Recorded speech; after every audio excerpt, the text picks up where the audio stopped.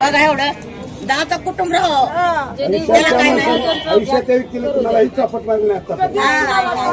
कुठे पण तुम्ही चौकशी करा भाईयाची, तुम्ही त्याच्यासाठी आम्ही सुद्धा गुन्हेगार आहोत.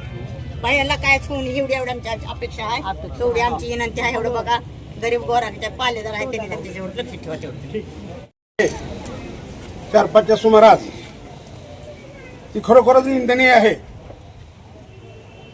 त्या गोष्टीला भारतीय जनता पार्टी कसलाही सपोर्ट करणार नाही. दुसरी गोष्ट, विनोद पिटूभैया गंगे मित्र परिवारातर्फे कुठल्याही नागरिकातर्फे त्याला सपोर्ट केला जाणार नाही. ह्याच्यात जे दोषी आहेत ते CCTV कॅमेरे चेक करा तुम्ही साहेब, CDR चेक करा साहेब. जे दोषी आहेत त्यावर कठोरात कठोर कारवाई करा. पण आमच्या नगराध्यक्ष पदाचे उमेदवार श्री विनोद पिटूभैया गंगे हे तुम्हाला कुठे दिसणार सुद्धा नाही. राजकीय दोषापट्टी साहेबांना विनंती करतो मी की राजकीय दोषापट्टी कुणाचंही नाव ओवलं जाऊ नये. कारण ज्या माणसाचा संबंधच नाही, आम्ही तेव्हा शेतात होता तेव्हा मी सुद्धा संघ होतो, त्यांचा काही संबंध नाही.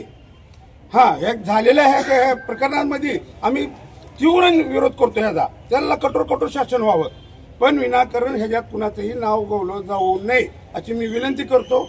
व आम्ही शांततेच्या पद्धतीत तुम्हाला निवेदन दिलंय, तुम्ही ह्याच्यावर आरोपीवर कारवाई करा, ह्याच्या प्रत मुख्यमंत्र्यांपर्यंत पाठवा, पण विनाकारण कुणाला बोलू नका अशी विनंती करतो. मध्ये जी घटना घडलेली आहे त्याचा निषेध सर्वांनी व्यक्त केलेला असं नमूद आहे. त्याचप्रमाणे विनोद भैया गंगणे यांना विनाकारण कुठल्याही गुन्ह्यामध्ये गोवण्यात देऊ नये अशा प्रकारचा उल्लेख आहे त्यामध्ये आहे.